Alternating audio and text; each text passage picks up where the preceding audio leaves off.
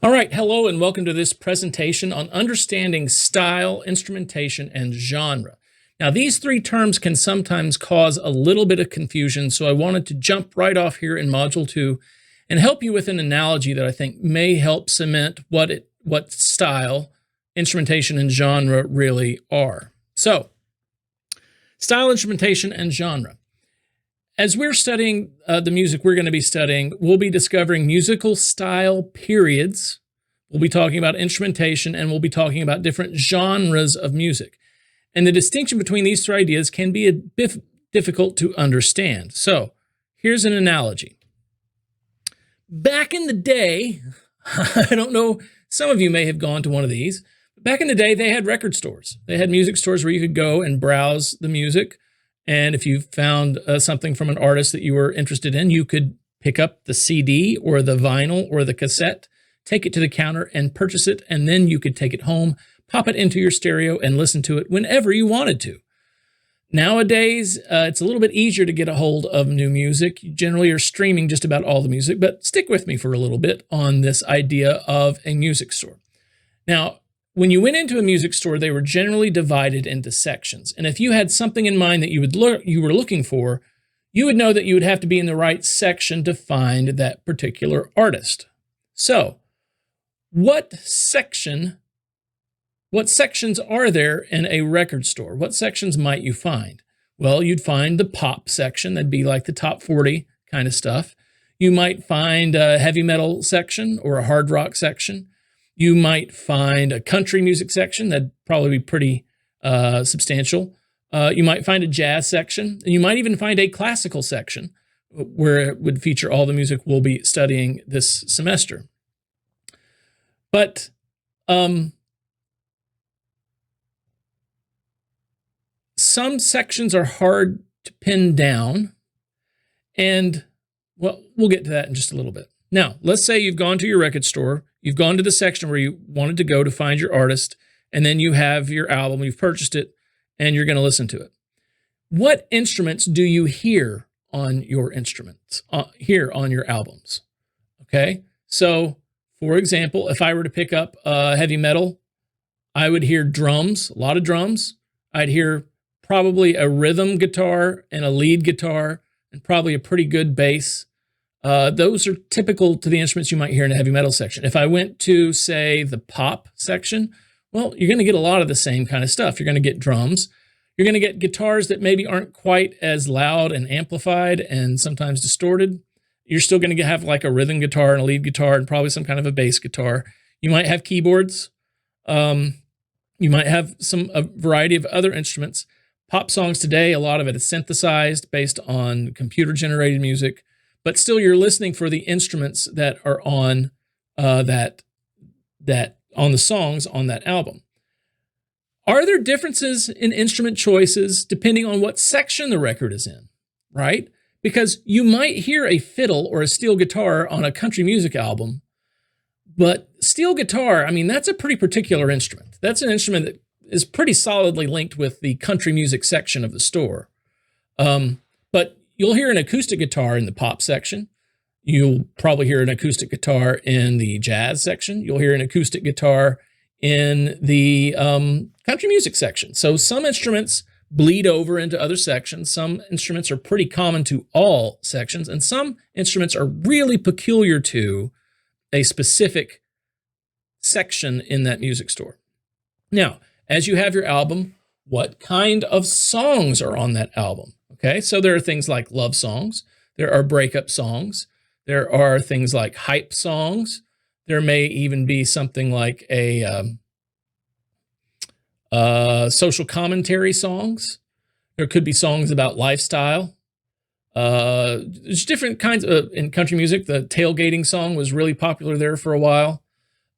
So what kind of songs are on that album? So what I want you to do is I want you to take a minute and in just a second, pause the video and choose 3 of your favorite songs. And for each song, get some index cards or a piece of paper and write this down. For each song that is one of your favorites, which section in the record store does it go in? Okay.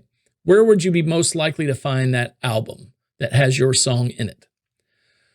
what instruments are used in your song, your favorite song, each of the three, and what kind of song is it? Is it a love song? Is it a breakup song, etc.? So pause the video and come back, and I'll share you my three.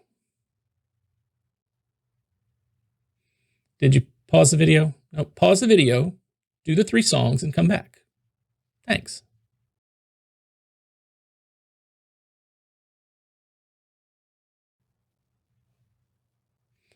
All right, here are my three songs. I wrote them down right here. My first song is a song called First Tube. It's by the band Fish, spelled with PH. And this was a difficult one to decide on what section it would be in. They're a jam band, and I don't know if they have jam band sections in record stores anymore. It might have gone in like the independent music or alternative music section back when I was shopping for records.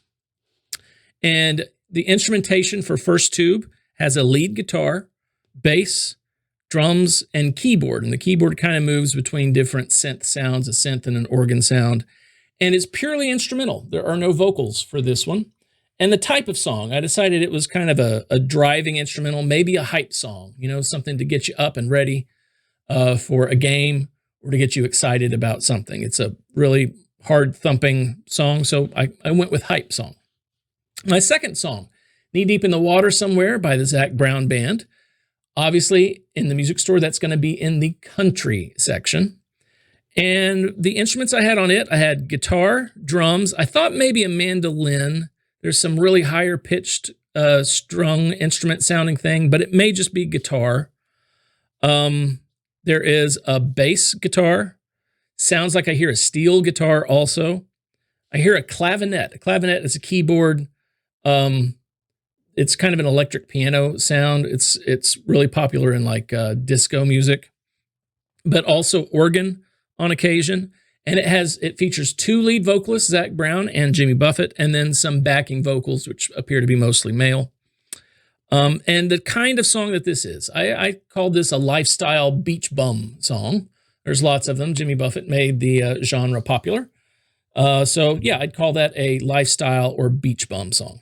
And then my final one is Allentown by Billy Joel. I think you'd probably find that in the pop section back in the day when I was shopping record stores, but now it may be in the oldies section since it is from the early 80s. And in it, it features a drum, guitar. Piano is not really that forward. There's a piano in there, but it's not like some of the other Billy Joel songs where the piano is prominently featured. There's a bass, and he also uses some industrial sounds, like a power hammer and an industrial forge. Sounds really cool in the song. And this is, I'd call maybe what the type of song is a social commentary song. It's talking about the death of the steel mills in Pennsylvania. And so it's political, social commentary kind of song. Okay? So having done that, let's continue the analogy. Okay, now it's not perfect, but it is a pretty good analogy. If you're thinking about the section of the store, that's like a musical style period in classical music. Okay? The difference here with the analogy is musical style periods in classical music are based on history. And styles in the music store are really based on musical styles. Like the history of it's not like we had country music in the 20s and through the 40s, and then we had jazz from the 40s to the 50s, and then we had rock from the 50s to the 70s, and then we had hard rock in the 70s, and then we had punk in the late. It's not like that. I mean, yes, music styles developed over time, but they kind of continue to operate in parallel with our popular music today. But when we're talking about the Western classical tradition, that's not the case. When we say Baroque, we're talking about a specific period in time. Now, the music does share a lot of features, which is why it's a style period. The music has a style that is recognizable. So as we go through the course, the style period is analogous to the section of the music store that you would find something in. So keep that in mind. Now, the instruments used on your favorite songs, well, that's instrumentation. So when I ask about instrumentation for these different pieces that we'll be studying, I'm asking you to identify the instruments that are being used. And some of them may be somewhat unfamiliar to you. I'd like for you to be able to identify an oboe, a bassoon, and a violin, and a French horn, and a trumpet, and a trombone, and timpanis, and pitched percussion like marimba, clarinets. So those are the kinds of instruments you will be listening for. And it is the case that sometimes, just like with the Zac Brown band, had a steel guitar in it that really informs you that we're in the classical style. There are some cases where the instrumentation used really does point you to a specific style period. I'm thinking specifically about a harpsichord that really kind of points you to the Baroque period. And the type of song is kind of like genre. Now, genre is kind of difficult in classical music. The kinds of genres we have in classical music are things like opera. That's a genre of music. It's a type of music. But we have opera in the Baroque period. We have opera in the classical period. We have opera in the Romantic period. We have opera in the modern 1900s and beyond, okay?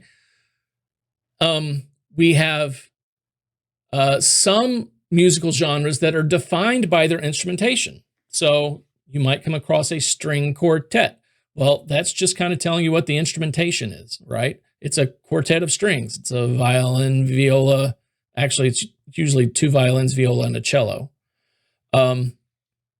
So in some cases, especially in the classical period and into the Romantic period, the genre is defined by the instrumentation. And the same genre can appear in multiple style periods, just like I said. Like there are love songs in country music. There are love songs in pop music. There are love songs in heavy metal music, I'm assuming. There are love songs in punk music. There are love songs in jazz music. Love songs is kind of an ubiquitous genre across all of those different styles in the music store. Same thing with opera. Opera, it can be in the Baroque style period. It can be in the classical style period. It can be in the Romantic style period. It can be in the modern style period. But then there are some genres that are kind of limited to specific style periods. For example, the fugue is kind of limited to the Baroque period.